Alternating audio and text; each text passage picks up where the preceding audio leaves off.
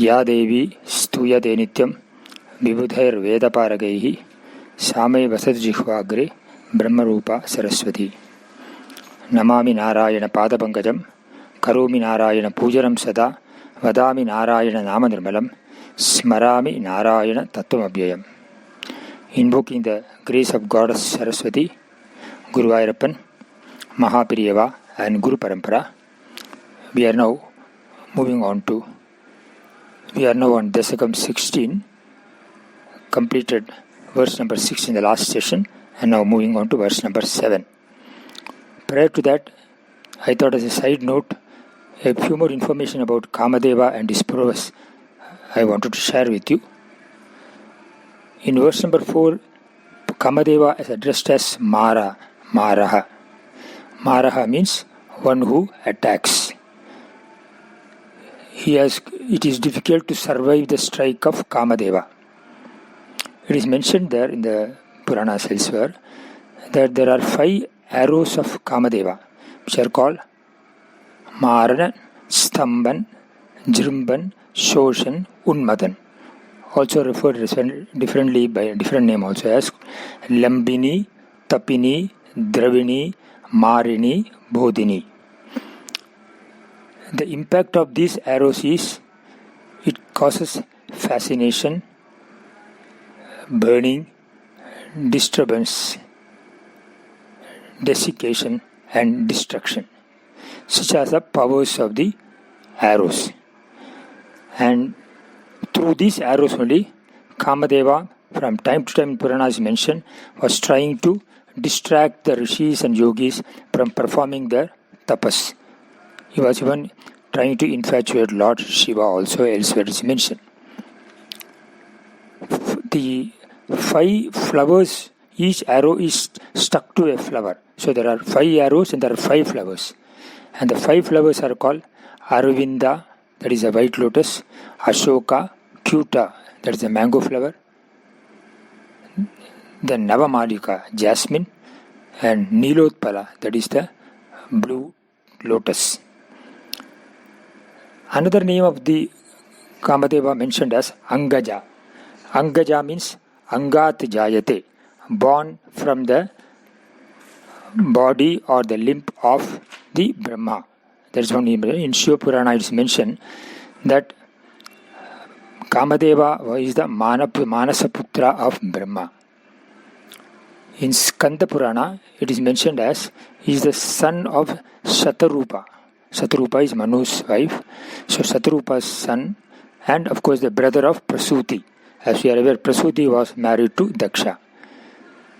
And in Mahabharata, it is mentioned that Prajapati and Dharma was born from the right breast of Brahma, and to them 3 sons were born, which are called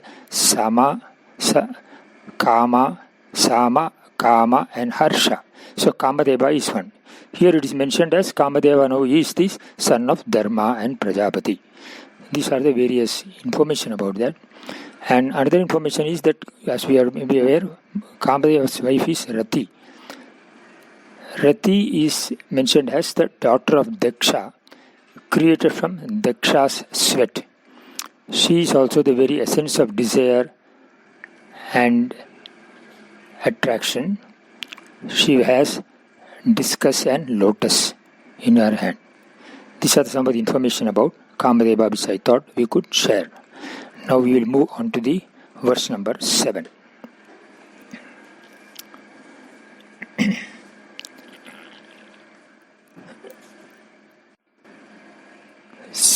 Sammohanaya milita madanadayaste tvaddasika parimalai kilamoha mapuhu dattam tvaya cha jagruhu trapayaiva sarvaha sarvasi garva shamanim punarurvashim tam. Sammohanaya milita matanadayaste tvaddasika parimalai kilamoha mapuhu Dattam tvaya cha jagruhustrapayaiva sarvasi garva shamanim punarurvashim tam. Anvaya like this. Te sammohanaya militaha madanadayaha cha tvaddasika parimalaihi moham apuhu kila punaha tvaya dattam sarvasi garvashamani. Garvashamani means who humbled the pride. Tam urvashim trapaya eva jagruhuhu. This is the Anvaya prose order. We go on to the meaning. Te sammohanaya, to entice thee. Militaha madanadayaha cha, Kama and others who had assembled. Madana is the name of the Kamadeva here. Tvaddasika parimalaihi, by the fragrance of thy handmaids.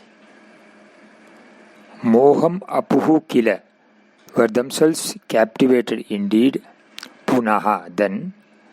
Tvaya dattam, given by thee. Sarvasvarvasi garvashamani, who humbled the pride. Garvashamani means who humbled the pride of all. Sarvasvasini means all the celestial damsels. Swarvasini is a female inhabitant of Swarga. Tam urvashim, that Urvashi. Trapaya eva, with shame. Jagruhu, accepted. The literal meaning is Kamadeva and others who had come there to entice thee were themselves captivated by the fragrance of thy handmaids. Then they, feeling ashamed, accepted Urvashi, who was given by thee and who humbled the pride of all the celestial damsels. It's a literal meaning. Before moving on to the deeper meaning of this verse, I just wanted to make a few more reference. In verse number 6, we saw that Indra sent Kamadeva and the Apsaras, etc. But there is also a reference elsewhere in the Purana that prior to sending these Apsaras, Indra himself, satisfied with the tapas of Naranarayana, strode on the Airavata and pleaded with Naranarayana that you ask any boon I will offer you, which I am giving out of my satisfaction. But Narayana, they were in tapas, magnaha. So they were not interested in any of these worldly things, therefore they kept silent. So this caused fear in the mind of Indra, and he sent wild dogs, tiger, lion, elephant, etc. to disturb the tapas, so that in the roaring sounds of these wild animals that Naranarayana could disturb was his intention. But nothing happened. He also played with the nature, created wildfire, wind, stormy winds, rain and cyclone, etc. was created. Again, all this to instill fear in them and disturb their tapas. But nothing affected them, as they were totally detached and they had no desire to any of the results, worldly pleasures. And it's thereafter that he sent, which we saw in the verse number 6, Apsaras like Ramba, Menaka, Tilotama, it is mentioned elsewhere, and also he had 16,080 attendants. It is mentioned here also.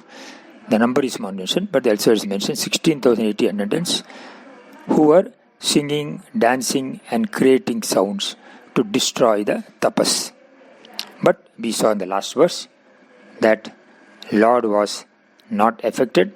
On the contrary, he was just calm, and they were frightened on the contrary, and the Lord just smiled at the efforts of Indra.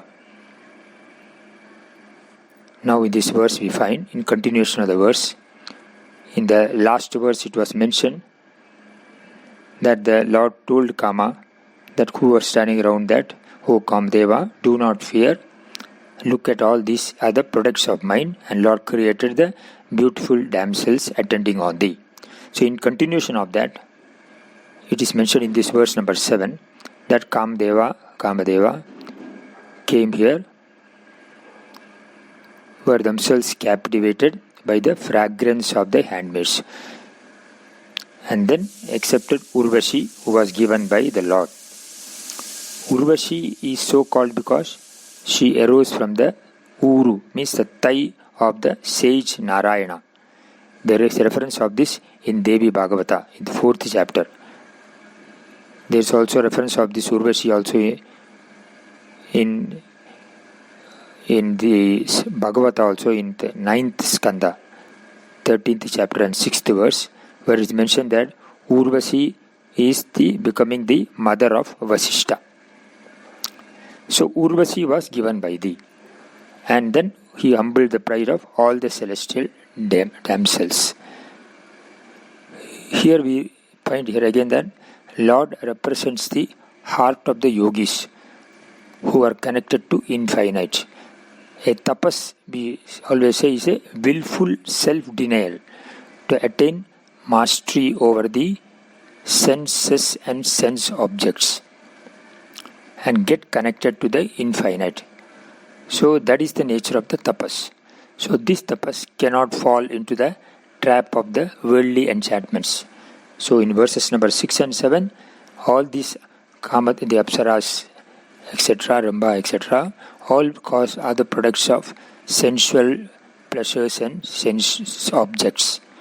Nothing could disturb them. That was mentioned. Instead, the enchanting damsels, etc., they got trapped into the hands of the Lord. It symbolizes that the persons of weak and unsteady mind, if they try to attack the mentally strong yogis who have mastered the senses, their effort would be only total failure. One who is under the spell of Maya cannot win over the yogis or ascetics who have transcended Maya. Instead, such ascetics or yogis who have extraordinary sattva bala and tapo bala can make all those who try to trap them come under the spell. That is clearly demonstrated here. There is a mention of how one could gain mastery over the sense. Here the Lakshana of the tapas is called, tapasvis are called Sthita Prajnas. Sthita Prajna means one who is firmly established in the knowledge of the absolute reality. The tapas is to gain oneness with the infinite, disconnect from the finite and get connected to the infinite. So that is the nature of the tapas. So a tapasvi is a Sthita Prajna, and such Sthita Prajnas cannot be affected by the worldly attractions. So how a Sthita Prajna also can gain that is nature of the Sthita Prajna, and the tapas is also mentioned in Bhagavad Gita, verse number 2, chapter 2, verse number 58 and verse number 68, which we will cover in the next session because they are more relevant in this context. One gets an insight into also how to become a master of the senses. Bhave bhave yata bhaktihi padayostava jayate tata kurushva devesha natastam no yata prabhu nama sankirtanam yasya sarva papa pranasanam pranamo dukkha samanaha tam namami harim param. Narayana Agila Guru Bhagavan Namaste. Ya Devi Stuyade Nityam Vibudhair Veda Paragaihi Same Vasadu Jihvagre Brahma Rupa Saraswati. Namami Narayana Padapangajam Karomi Narayana Pujanam Sada Vadami Narayana Nama Nirmalam Smarami Narayana Tattvam Abhyayam. Invoking the grace of Goddess Saraswati, Guru Ayappan, Mahapariva and Guru Parampara, we are now continuing our discussion on Bhagavad Gita chapter 2, Sankhya Yoga, about Sthita Prajna, because in verse number 7, the glory of tapas is talked about, and we said that Naranarayana's tapas is alike unto a Sthita Prajna. One who is Sthita Prajna has got the highest form of tapas, the way we saw in the verse number 7. So we covered verse number 58 in the last session, and I said that there is another verse also which is similar to that, but it has got deeper implication. Verse number 68 of chapter 2, which says, Tasmat yasya mahabaho nigrihitani sarvasaha indriyan indriyartebhyaha tasya prajna pratishtita. Here it is mentioned, Tasmat, therefore, O mighty armed Arjuna, Mahabahu, the knowledge of one whose senses are completely withdrawn, here means mastered, from their objects. Indriyani, indriyartebhyaha, nigrihitani. Nigrihitani means withdrawn. The knowledge of one whose senses are completely withdrawn from their objects is steady. Prajna is the knowledge. Prajna pratishtita. Tasya prajna pratishtita means his knowledge, who is able to withdraw the senses from the sense objects completely, it is steady. That's what he said. The word tasmat indicated in this verse was summing up whatever has been said, dealing with the mind of a person who has got a vision and is making an effort to make his knowledge steady. Because the senses are turbulent, they rob away the mind of such a person. And that was discussed also earlier. Now, Krishna is addressed Arjuna as Mahabahu because, O mighty armed, because it is indirectly indicating that the Arjuna was mighty armed with reference to one's prowess and skill. But what is needed for self-knowledge also to be mighty armed in the mind. As Arjuna was mighty armed at the external level, at the internal level, the mind also one has to be mighty armed. Therefore, the word Mahabahu is used. Mahabahu also means a person of action, a person who is active, who is not tamasic. So, Krishna addressed him as a rajasic person. So, mighty armed is used. So, as he is mighty armed at the external level, it is said that even at the mind level, one should be mighty armed. Then only one can gain the self-knowledge. Hence, the word Mahabahu is used. So, the prowess and skills that Arjuna had gathered to earn the mighty arm were great in their own sphere. In that, he was able to control all external enemies. But here, his ability to control the inner enemies was discussed here. Here, he said also, to control the senses, one should withdraw from the respective objects, meaning to be able to withdraw them at will. Just as the turtle withdraws its head and limbs, we saw in the verse number 58. Here, we should see a comparison between the two. In verse number 58 also, the second line said, Indriyani indriyartebhyaha tasya prajna pratishtita. Thus, here also the same word is repeated, Indriyani indriyartebhyaha tasya prajna pratishtita. The difference is only in the first line, where it is said that nigrihitani sarvasaha. Here the word used nigrihitani, whereas there it is used sambharate. And of course, example is given to the turtle there. The difference between sambharate and nigrihitani, although both means withdrawal, there it is talked about the initial effort made to withdraw the senses from the sense objects. Here we should clearly understand that whenever the mind does any activity with the consent of intellect, then the mind gains mastery over the senses. But if the mind, without consulting the intellect, drawn by ragadveshas, likes and dislikes, start doing things, it is under the influences of senses. So in both these, it says that one should master the mind so that mind becomes the slave, not the slave of the senses, but the master of the senses. Therefore, the withdrawal is talked about. When we talk about in this, from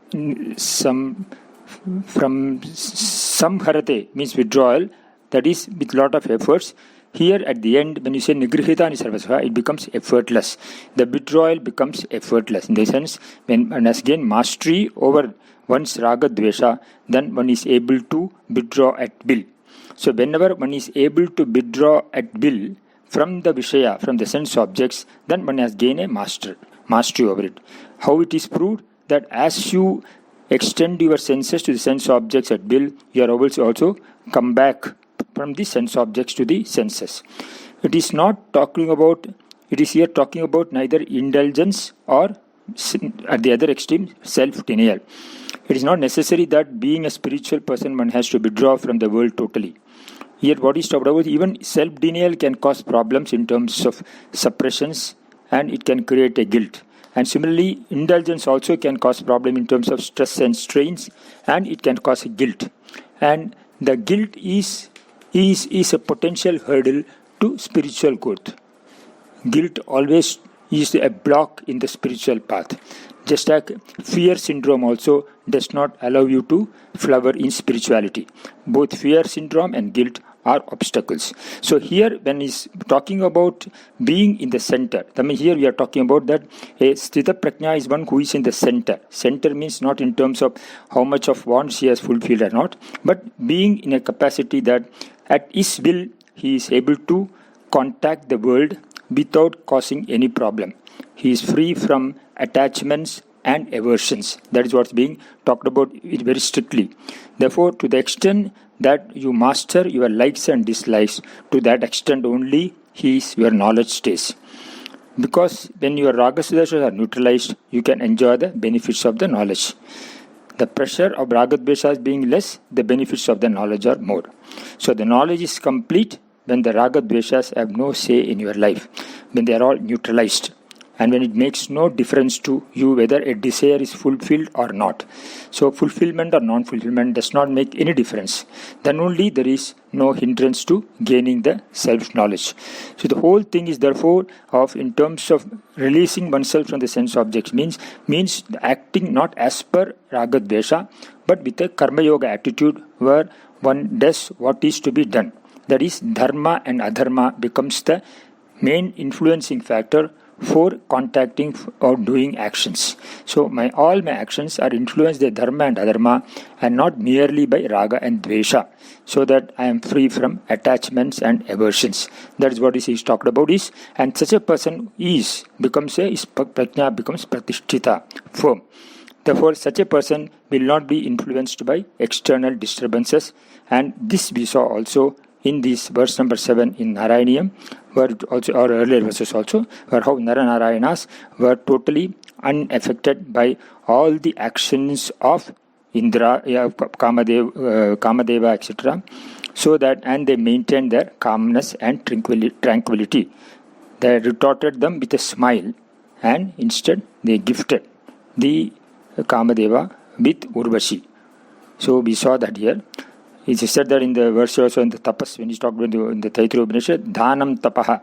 So here we find that dhanam also was given, the form of a gift was given to Kamadeva, to make Indra understand that I can also give, through tapas have siddhic powers, I can give certain things which are more sattvic, which are more conducive for one's growth. That is how the verse is to be seen. So verse number 58 and 68 of Bhagavad Gita have relationship. This verses from 2 to 7. Now we will go on to the verse number 8. Drishtorvashim tava katam cha nishamya shakraha paryakulo jani bhavan mahima bamarshad evam prashanta ramaniya taravatarat tvattodiko varada krishna tanustvameva दृष्टोर्वशीं तव कथां च निशम्य शक्रः पर्याकुलो जनिबबन् महिमा बमर्षात् एवं प्रशान्तमरणीयतरावतारात् त्वत्तोदिको वरद कृष्णतनुस्त्वमेव. The Anvaya is Shakraha Urvashim Drishtva Tava Katham Nishamya Cha Bhavan Mahima Bamarshat Paryakulaha Ajani Varada He Varada Evam Prashanta Ramaniya Taravatarat Tvattaha Adhikaha Krishnatanuhu Tvam Eva. Shakraha Indra, Urvashim Drishtva, seeing Urvashi, Tava Katham Nishamyacha, and hearing thy story, Bhavan Mahimaba Marshad, Bhavataha Mahimnaha Avamarshad. Avamarshad means on knowing or realizing, Bhavataha Mahimna, thy glory. Mahimna means glory. Paryakulaha Ajani, became perplexed. Paryakulaha Ajani. Paryakula also can be rendered as remorseful. He Varada, O bestower of boons, evam, in this manner, Prashanta Ramaniya Taravatarat. That means Prashantaha Ramaniya Taraha Cha Avataraha Yasya. Tasmad. That this incarnation, which is so gentle, Prashantaha or calm, and Ramaniya Taraha, and very beautiful, because of so many wonderful deeds. Tvattaha, of the, Atikaha, greater, Krishna Tanuhu Tvam Eva, is only thy incarnation as Krishna.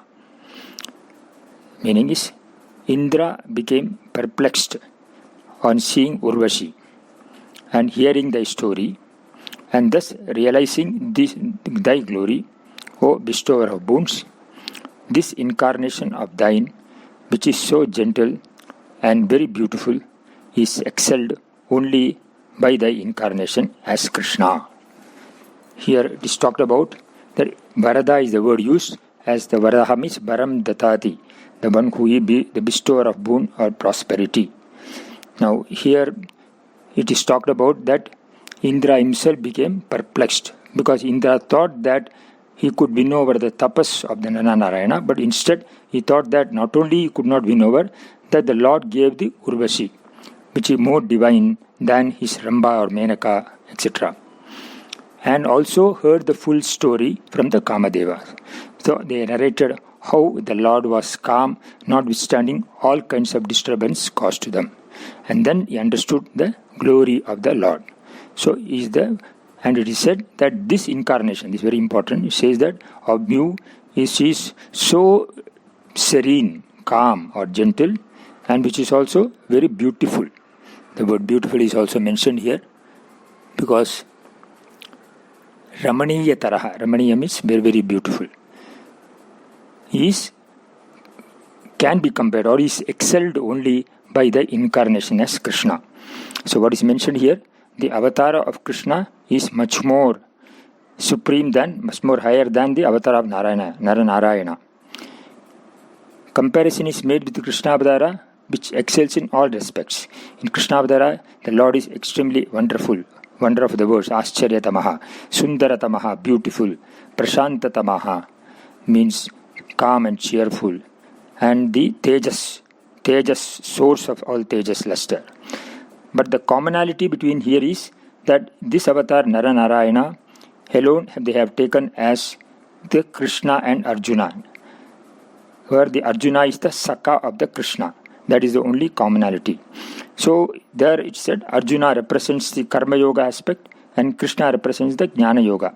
And it is said there, Yatra Yogeshwara Krishnaha, Yatra Partho Dhanurdharaha, Tatra Sri Bhujodhudir Dhruva Nitir Madir Mamha, where there is Yogeshwara, the Jnana Yogi Krishna, and where the Partha Dhanurdhara, wielder of bow means is a Karma Yoga aspect is talked about. There is only Shri, wealth, victory, prosperity, and absolute righteousness. Like that the birds consider. So even when we here consider this Indra as the Lord of senses, it represents the mind.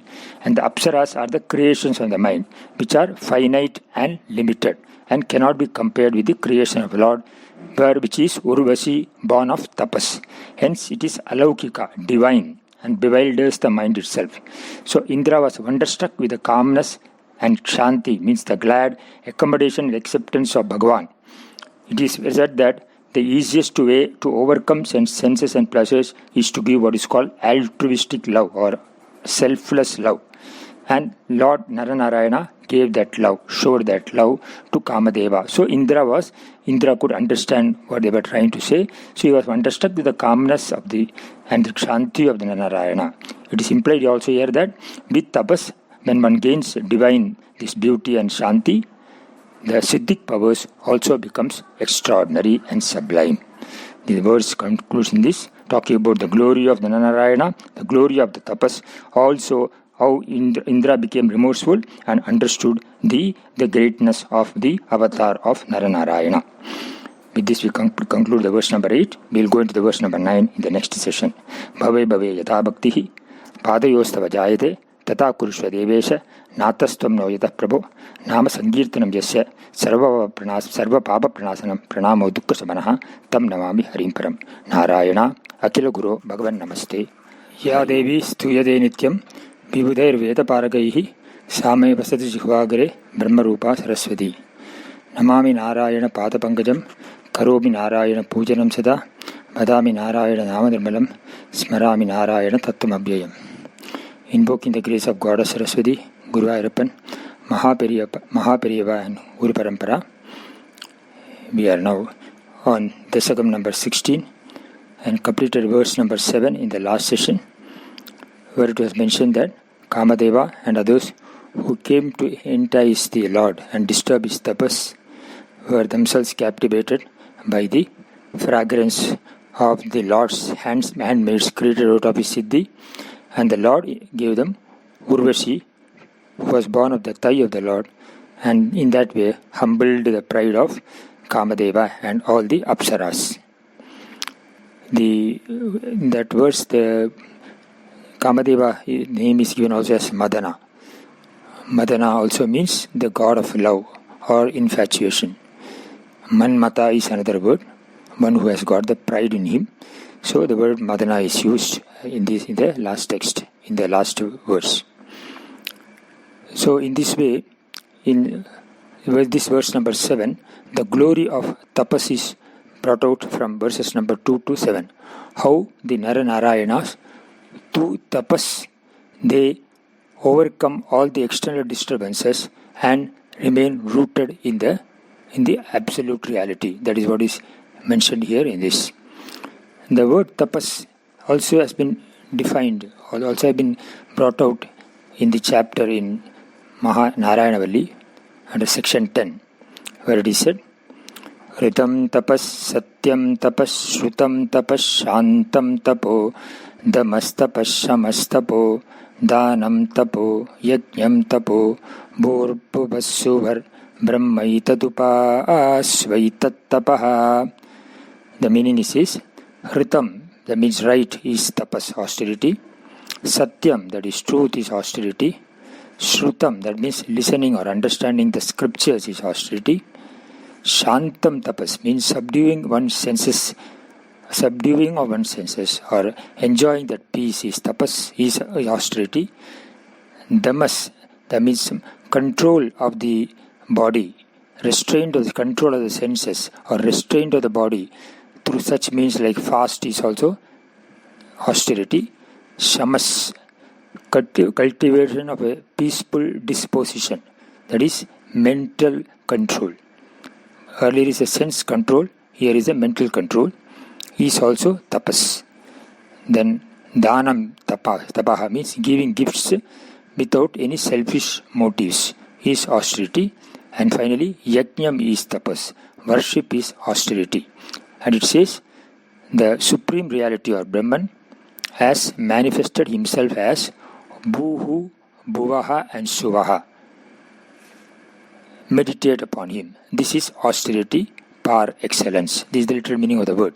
Here it is brought out the sadhana or the values or the principles of tapas are enumerated in the form of 8 in number, and ultimately the end of tapas is being established in the absolute reality, which is the highest form of tapas. That's how in this section of the Upanishad is brought about. Therefore, here we find the term tapas also, it literally means, the term tapas is taken from the root called tap, which literally means to give heat and light. Therefore, primarily it implies an activity of the mind or body which demands keen concentration of thought or an effort, requiring unusual and continuous physical strain and heat. That's how it is defined here. But then ultimately we have to understand the tapas in the terms of what exactly means that tapas implies a twofold activity. It is intelligently withdrawing the senses, withdrawing the mind from the senses and related sense objects, and then Second aspect is connecting to absolute reality or infinite. This is progressing also from world dependence, we can say, to God dependence called Dvaita Bhakti, and then coming to self-dependence called Advaita Jnanam. So this progressing stage also we can see as a tapas. In this episode we saw here, the Sahasra Kavacha represents the asuric tendencies, Rajasic and Tamasic aspect of Ahankara. Hence, he has to be killed. We also, when we experience certain evil tendencies, thoughts in our mind, which intoxicate our mind or corrupt our intellect, we should kill those thoughts, kill those tendencies, so that they do not take root and destroy our personality. On the contrary, Indra, Kamadeva, the Apsaras, Rambaka, Menaka, etc., they represent the Sura aspect or the Sattvic and Rajasic aspect of Ahankara. So both are aspects of Ahankara only, and they are to be tamed or subdued, which is what Lord Nara did by keeping a very calm disposition, smiling at their activities, and he did not react to their actions. And therefore, he responded them with a smile, symbolic of the calmness and cheerfulness. And instead gave them also a gift in the form of Urvashi to make them realize the folly of actions. He in fact mentioned that I also can, through tapas, create certain worldly or sensual pleasures, which on the contrary can make a person progress. And therefore Urvashi represents the divine aspect of the Rajasic and Tamasic tendencies, Rajasic and Sattvic tendency, which can uplift one. So in this way, the Lord made them realize the folly of actions. That's how it's mentioned. Ultimately, we find here that this tapas, which is not talked about, is of a Naranarayana represents the state of a Sthita Prajna. Sthita Prajna is one whose knowledge is firmly established in the absolute reality. Shankara, while giving the Bhashya of Sthita Prajna, mentioned that Sthita Pratishtita Atma Anatma Vivekata Yasya Saha Sthita Prajna. In short, one who is firmly established in terms of understanding the absolute reality through knowing, to be able to discriminate what is Atma, the permanent, and Anatma, the ephemeral. And thereby one gets always holding on to the what is permanent or the absolute reality. Such a person is called Sthita Prajnaha, Sthitaya Pratishtita. That's how Shankaracharya defined. And in this connection I mentioned that we will also go through the chapter 2 of Bhagavad Gita, verse number 58 and verse number 68, which cover the Sthita Prajna aspect. It's very important actually. And today is Guru Purnima Day. Guru represents the knowledge. Guru means the symbol of the knowledge, the absolute knowledge, the absolute reality. Purnima means the Purnatvam, the completeness born of limitlessness, because the Brahman, the reality is limitless. So completeness born of limitlessness, that is represented by the word Guru. So on this word, and the Guru represents therefore the one who is Sthita Prajnaha. And I thought it would be proper to also dwell on this verse in this context. The verse says like that: Yata samharate chayam kurmonganiva sarvashaha indriyanindriyartebhyaha tasya prajna pratishtita. The Lord says, and when, like the kurmaha, turtle that withdraws its limbs. The word withdrawal is shown here as the samharate, withdraws its limbs. Indriyani is this person also, Sthita Prajna also, is able to completely withdraw the sense organs from their sense objects. That means Indriyani, Indriyartebhya. Indriyani is the senses. Indriyartebhya the sense objects. A person, when he is able to withdraw the senses from sense organs from the sense objects, then such a person is called, his knowledge is Tasya Prajna Pratishtita. His knowledge is steady. Like, so the example is given of a turtle. Here we should clearly understand that the wise person's capacity to manage his or mind and senses is what is being discussed about. We always normally blame the sense organs when things go wrong. But normally sense organs are not to be blamed. Sense organs are only the reporters. But the real villain is the mind itself. Only when the mind makes the sense organs go through the sense objects. So it is always the mind which has got a control over the senses. And therefore it is said here that mind should be in a position to withdraw the senses from the sense objects. So the example is given of a turtle, which is a title like the turtle, it is said. That the example of turtle is given to understand how the turtle does it. A turtle always withdraws its limb at will and then send them out again. Because of that, the turtle can move quickly. It is given a certain protection.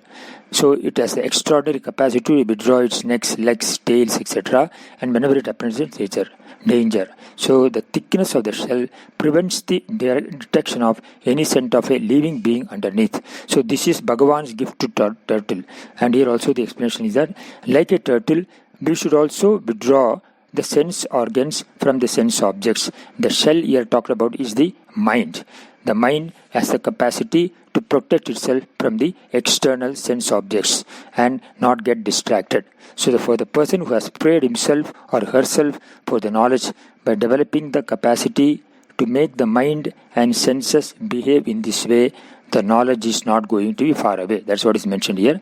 And the person is not so prepared, let him or her try to make the mind and senses behave by the practice of withdrawing from the senses objects. It is as simple as that. So effort has to be made for withdrawal. That's how the prajna stations are talked about. We'll go into verse number 68 in the next session. Bhave bhave yatha bhaktihi padayostava jayate tata kurusha devesha natastam noyata prabho nama sankirtanam yasya sarvabhava pranasanam pranamo dukkha samanaha tam namami harim param narayana akila guru Bhagavan Namaste. Hari Om. Ya Devi Stuyade Nityam Vibhudhair Vedaparagaihi Samay Vasatu Jihvagre Brahma Rupa Saraswati. Namami Narayana Padapangajam Karomi Narayana Pujanam Sada Vadami Narayana Namnarmalam Smarami Narayana Tattvam Abhyayam. Invoking the grace of Goddess Saraswati, Guru Vairappan, Mahaperiyava and Guru Parampara, we are now entering into Canto 9 of Dasaka 16. दक्षस्तु धातुरतिलालनया रजोन्धो नात्यादृतस्त्वयि च कष्टमशान्तिरासीत् येन व्यरुन्धस भवत्तनुमेव शर्वम् यज्ञे च वैरपिशुने स्वसुतां व्यमानीत् दक्षस्तु धातुरतिलालनया रजोन्धो नात्यादृतस्त्वयि च कष्टमशान्तिरासीत् येन व्यरुन्धस भवत्तनुमेव शर्वम् यज्ञे च वैरपिशुने स्वसुतां व्यमानीत्. अन्वय. दक्षः तु धातुः अतिलालनया रजोन्तः त्वयि नात्यादृतः अशान्तिः च आसीत् कष्टं येन सः भवत्तनुम् एव सर्वं व्यरुन्ध वैरपिशुने यज्ञे स्वसुतां व्यमानीत्. The meaning: Dakshaha tu, Daksha indeed, Dhatuhu ati lalanaya, due to the excessive indulgence or sneha shown by Brahma, affection shown by Brahma, by making him the head of the Prajapatis. Rajontaha, having lost his discrimination because of rajas, anger, jealousy, etc., caused by the preponderance of Rajoguna.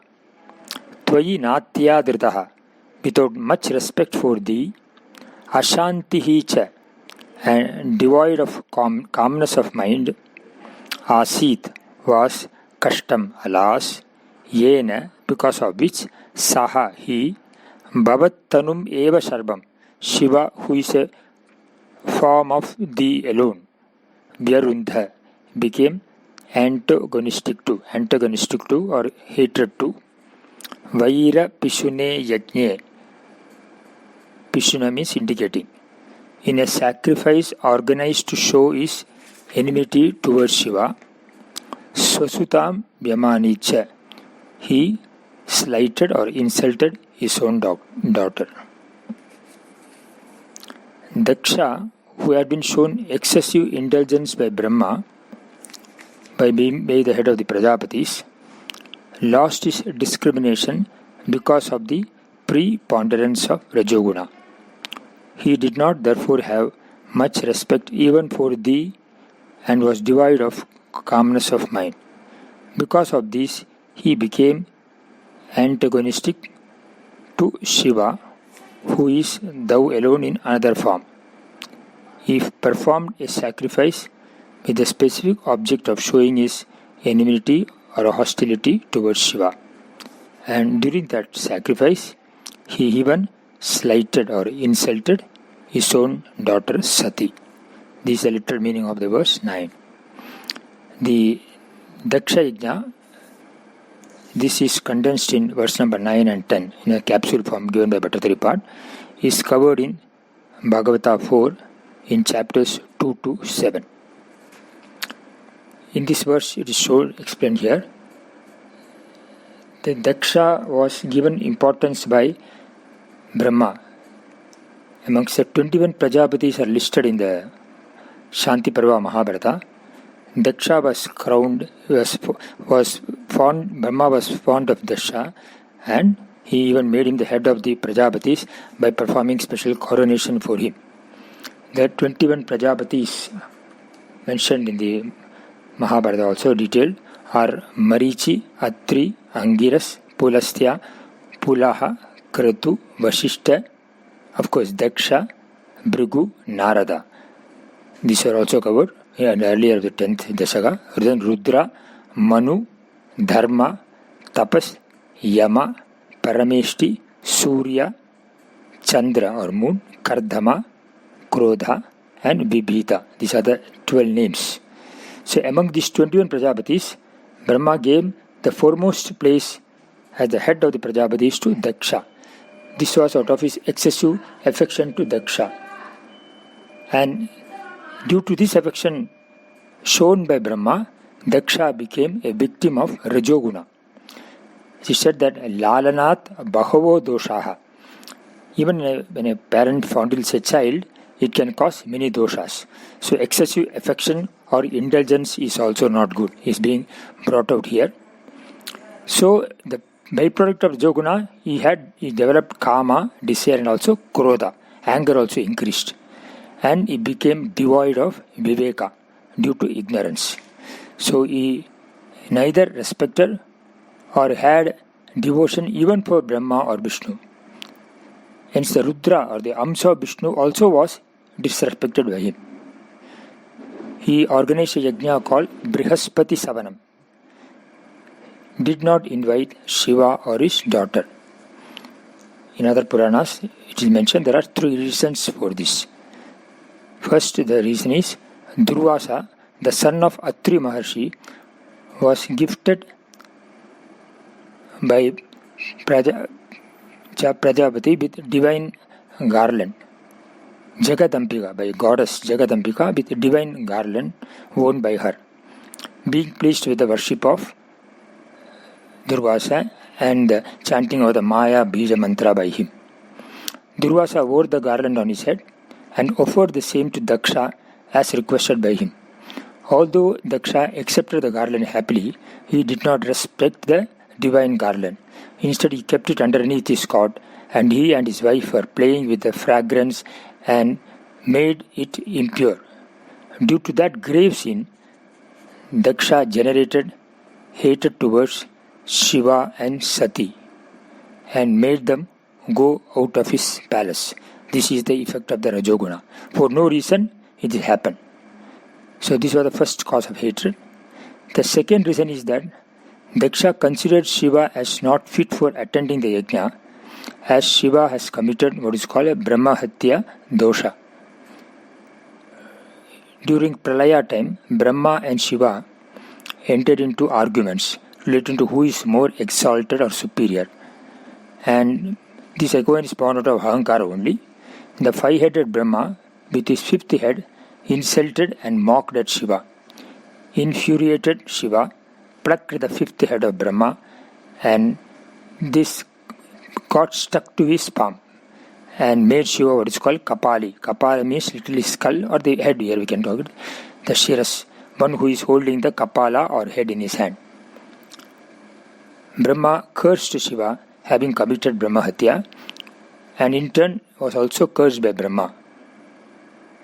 And this caused a impurity to Shiva. This Brahmahatya dosha was there. And therefore Daksha thought that because of the Brahmahatya, Shiva is not having the adhikaritvam for attending the yajna. Later, of course, Shiva did a parihara to come out of the Brahmahatya yoga. That is not relevant here. Then the third reason also is that in one of the yajnas performed by Daksha, all the three, Brahma, Vishnu and Shiva were present. But when Daksha entered the yajnasala, Shiva did not get up. This Daksha considered this as a personal insult to him and reciprocated by this by not inviting Shiva and Sati for Brihaspati Savana Yajna.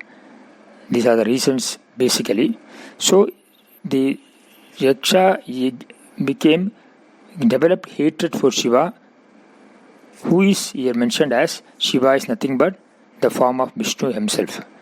So in this yajna, in this Brihaspati Savana Yajna, Shiva was not invited. Now Sati, the wife of Shiva, of course, being the daughter of Daksha, had an inborn desire to attend the yajna. She persuaded Shiva to attend the yajna, but Shiva said it is not good because since he was invited, he would not like to add insult to injury and also create problem thereafter. And therefore he said he would not be attending the yajna.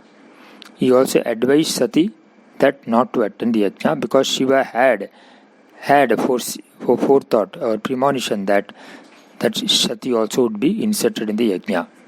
Sati did not listen to the request of Shiva and went to the yajna even though not invited. So his anger on Shiva again got translated also into the Sati also. Although Sati is the daughter of Shiva, because she is the wife of Shiva, although Sati is the daughter of Daksha, his own daughter he insulted her because he did not like Shiva. And this anger was more pronounced by Daksha totally ignoring her, not even giving a due respect to her.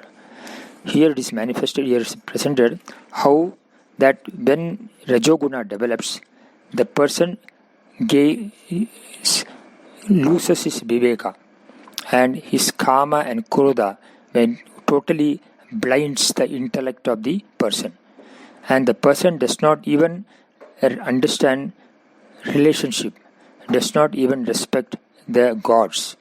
And that is being narrated in this episode. So in this way, Daksha in this yajna neither invited Shiva nor even respected Sati who attended the yajna. Further developments are covered in the verse number 10, which we will cover in the next session. Bhave bhave yata bhaktihi padayostava jayate tata kurusha devesha natastam no yata prabho anama sankirtanam yasya sarva bhava pranasanam pranamo dukkha samanaha tam namami harim param. Narayana Akila Guru Bhagavan Namaste. Hariyo. Ya Devi Stuyade Nityam Vibudhair Veda Paragaihi Same Vasatu Jihvagre Brahma Rupa Saraswati. Namami Narayana Pada Bangajam Karomi Narayana Pujanam Sada Vadami Narayana Namanarmalam Smarami Narayana Tattvam Abhyayam. Invoking the grace of Goddess Saraswati, Guru Ayappan, Mahapiriyava and Guru Parampara, we are now entering into verse number 10 of Dasakam number 16, Canto 10. Kruddeshamarditamakas satukirta shirsho Kruddeshamarditamakas satukirta shirsho Deva prasadita haradathalabda jivaha Tvatpurita kratuvarah पुनरापशान्तिं सत्वं प्रशान्तिकर पाहि मरुत्पुरेश क्रुद्धेशमर्धितमक सतु कृत्तशीर्षो देवप्रसादितहरादथ लब्धजीवः त्वत्पूरितक्रतुवरः पुनरापशान्तिं सत्वं प्रशान्तिकर पाहि मरुत्पुरेश सः तु क्रुद्धेशमर्दितमकः कृत्तशीर्षः अत देवप्रसादितहरात् लब्धजीवः त्वत्पूरितक्रतुवरः पुनः शान्तिम् आप प्रशान्तिकर मरुत्पुरेश सः त्वं पाहि. Anvaya. The meaning of the words: Saha tu, that Daksha, Kruddesha Mardita Makaha, means Kruddena Ishena Marditaha Makaha. Yasya Saha, that is a Vyutpati. Kruddena means anger, Ishena Marditaha, whose sacrifice was broken up by Shiva. Ishaha is the Shiva, who was enraged. Kruddena Ishena. So whose sacrifice was broken up by Shiva, who was infuriated or who was angry or enraged. Krita Sirshaha, again Vyutpati is Kritam Chinnam Sirsham Yasya Saha, and whose head was cut off. Kritam is cut off. Ata, then Deva Prasadita Harad, from Shiva, who was propitiated by the gods. Labdha Jivaha, was restored to life. Tvat Purita Kratuvara, whose sacrifice was completed by thy grace. Punaha Shantim Apa, regained tranquility of mind. Prashantikara, who does bestow calmness on all. He Marudpuresha, O Lord of Guruvayur, Saha Tvam Pahi, thou who art thus, protect me. Daksha, whose sacrifice was broken up by enraged Shiva and whose head was cut off, was restored to life by Shiva on being propitiated by the gods. His sacrifice being then completed by thy grace, he became tranquil in mind. O Lord of Guruvayur, who thus bestow calmness on all, deign or extend your to protect me, or kindly protect me. We saw in verse number 9, the Sati went to the Yajna even though not invited, although Shiva did counsel her not to go. So, and Sati was insulted by Daksha. He slighted her. So Sati, on being slighted by Daksha, destroyed her own body by her yogic power. Enraged on hearing of this, Shiva created Virabhadra from his matted locks. Virabhadra went and broke up Daksha's yajna and cut off Daksha's head. Virabhadra thereafter caused massive destruction in the Yajnasala, and therefore the Devas pleaded the Lord Shiva. So on being approached by the gods, pleading that Daksha may be forgiven, Shiva restored Daksha to life by placing a goat's head on his shoulders. This is the story aspect of it. Bhattacharya Bhadas summarized in a very capsule form here. Here what is to be noted here, that Daksha's anger caused all these kinds of problem. So the Lord Shiva has to send Virabhadra to bring Daksha back to senses. It is mentioned here that Daksha's head was cut off, and it is mentioned elsewhere also that the goat's head was placed on the shoulders of the Daksha. That life was given again by the Lord. The word goat in Sanskrit is called Ajaha. Aja means unborn. So one who is unborn is called Ajaha, and the goat is also called Ajaha. So surprisingly, the goat's head is put, indicates that the Shiva made him again come back to life and gave him the goat's head, means made him again immortal by placing the head. By the head of the goat. Placing the head of the goat, the yajna was completed and Daksha realized the folly and came out of his ahankara and surrendered to Lord's grace. This is how the story goes. So it should be understood here that the aja was put to gain aja. Aja means the goat's head was put to gain immortality. And here it is mentioned that the Daksha gained peace of mind.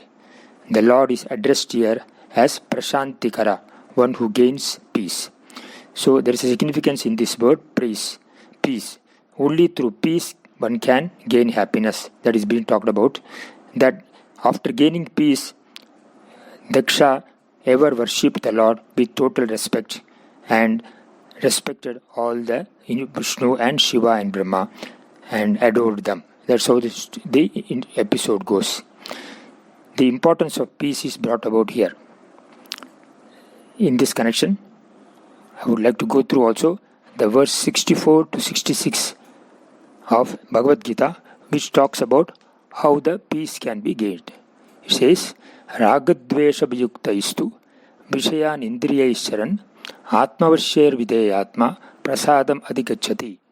It says, one whose mind is controlled, moving in the world of objects with the sense organs under his or her control, free from likes and dislikes, raga and dvesha, or attachments and aversions, attains tranquility.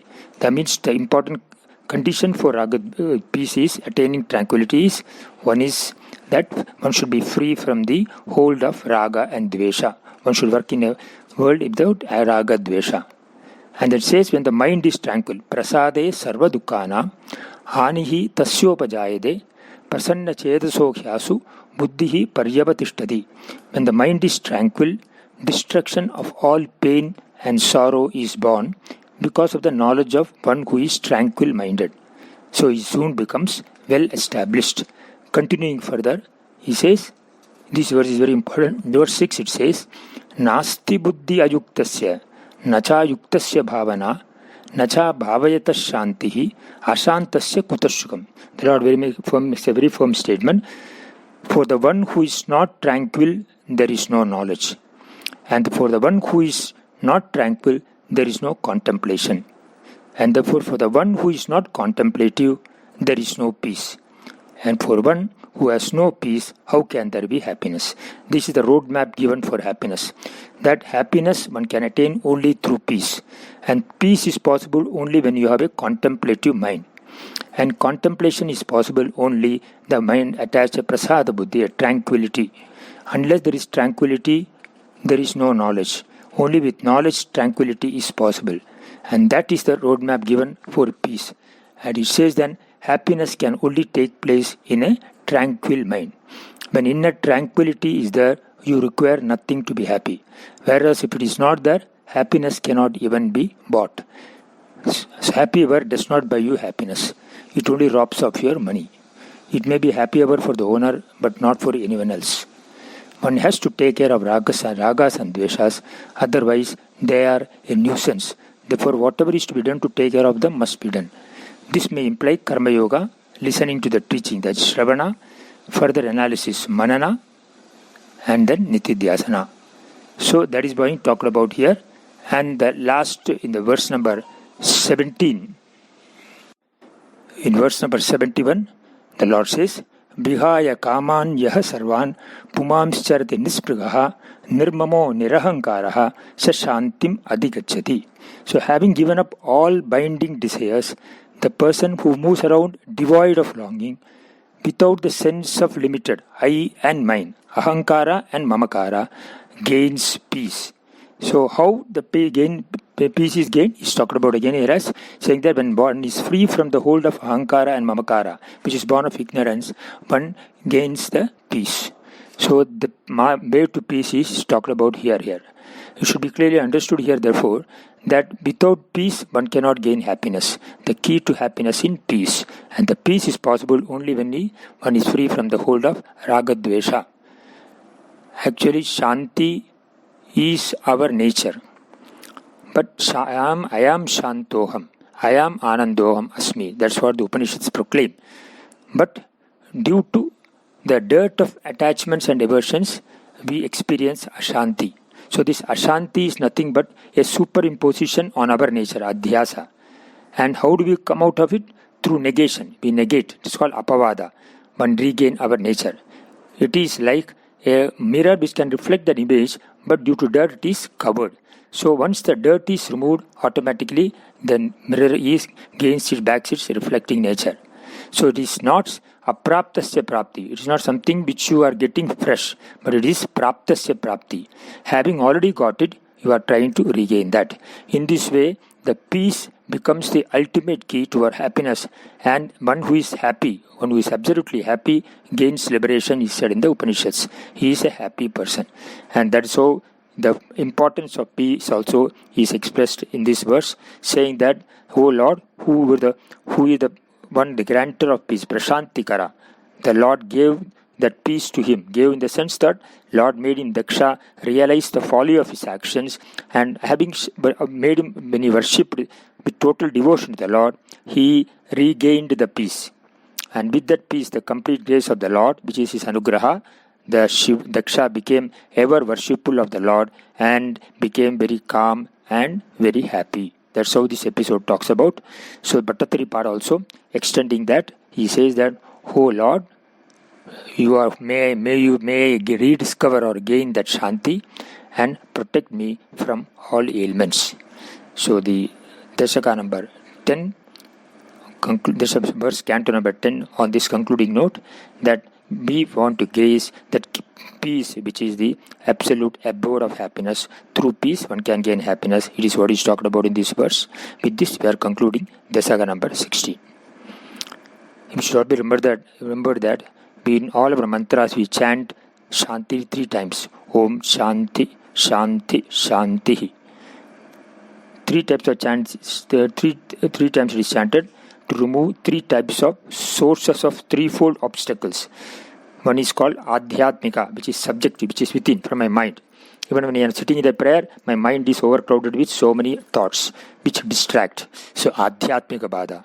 And the Adi Bhaudika Bada, that which is emerging from the environment surrounding, which also causes distraction. And Adi Daivika Bada, that which comes from the Lord, acts of God we call, which is beyond our control. They are the hidden variables. So like fire, earthquake, etc. Today also we are experiencing Adi Daivika Bada only, in the form of a corona. But this is not because of our disorder in the nature, which is caused by our own actions. And therefore, to remove this problem, we have to restore order. We follow our Swadharma and respect the nature. We have to have polluted the nature, therefore it has caused the disorder. Therefore, this can be removed. Adi Daivika Bada can be removed only by our worshipping the Lord and respecting the nature. So, to remove all these 3 obstacles, Shanti is chanted 3 times. So, we also chant in our prayer also at the end of it, Om Shanti, Shanti, Shanti. So, this Shanti has got a very great significance for our spiritual upliftment. This is to be also understood in this manner. And with this, we are concluding the Dasakam 16. Bhave bhave yatha bhaktihi padayostava jayade tata kurushva devesha natastvam nojatah prabho nama sankirtanam yasya sarva bhava pranasanam pranamo dukkha samanaha tam namami harim param narayana akila guru bhagavan namaste. Radhe Krishna. Hari Om. Chanting of the 16th Dashakam of Narayaniyam. Daksho virinchatanayotha manustanujam labdva prasuti bihashodashachapakanyah dharmetrayo dashadhadhau pitrushu swadham cha swaham havir bhujisati girishe twadamshe मूर्तिर् हि धर्मगृहिणी सुषुवे भवन्तं नारायणं नरसखं महितानुभावं यज्जन्मनि प्रमुदिताः कृततूर्यघोषाः पुष्पोत्करान् प्रववृषुर्नुनुर्वुः सुरौघाः. दैत्यं सहस्रकवचं कवचैः परीतं साहस्रवत्सरतपः समराभिलभ्यैः पर्यायनिर्मिततपः समरौ भवन्तौ शिष्टैककङ्कटममुं न्यहतां सलीलम् अन्वाचरन् उपदिशन् अपि मोक्षधर्मम् अन्वाचरन्नुपदिशन्नपि मोक्षधर्मं त्वं भ्रातृमान् पदरिकाश्रममध्यवात्सीः शक्रोतथे शमतपोबलनिस्सहात्मा दिव्याङ्गना परिवृतं प्रजिगायमारम् कामो वसन्तमलया नीलबन्धुशाली कान्ताकटाक्षविशिखै विकसद्विलासैः विध्यन्मुहुर्मुहुरकम्पमुदीक्ष्य च त्वां भीतस्त्वयाथ जगदे मृदुहासभाजा भीत्यालमङ्गजवसन्तसुराङ्गनावो मन्मानसं त्विह जुषध्वमितिब्रुवाणः त्वं विस्मयेन परितः स्तुवतामथैषां प्रादर्शयस्व परिचारककातराक्षीः सम्मोहनाय मिलिता मदनादयस्ते त्वद्दासिका परिमलैः किल मोहमापुः दत्तां त्वया च जहुःस्त्रपयैव सर्वासि गर्वशमनीं पुनरुर्वशीं ताम् दृष्ट्वो वशीं तव कथां च निशम्य शक्रः पर्याकुलो जनिभवन्महिमाववर्षात् एवं प्रशान्तरमणीयतरावतारात् त्वत्तोदिको वरद कृष्णतनुस्त्वमेव दक्षस्तु धातुरतिलालनया रजोन्धो नात्याधृतस्त्वयि च कष्टमशान्तिरासीत् येन व्यरुन्धस भवत्तनुमेव शर्वं यज्ञे च वैरिपिशुने स्वसुतां व्यमानीत् क्रुद्धेशमर्दितमखाः स तु कृत्यशीर्षः देवप्रसादितहरादथलब्धजीवः त्वत्पूरितक्रतुवरः पुनरापशान्तिं सत्वं प्रशान्तिकर पाहि मरुत्पुरेश। गोपिका जीवनस्मरणं गोविन्द गोविन्द। राधे कृष्णा। या देवी स्तूयते नित्यं विबुधैर्वेदपारगैः सा मे वसति जिह्वाग्रे ब्रह्मरूपा सरस्वती। नमामि नारायणपादपङ्कजं करोमि नारायणपूजनं सदा वदामि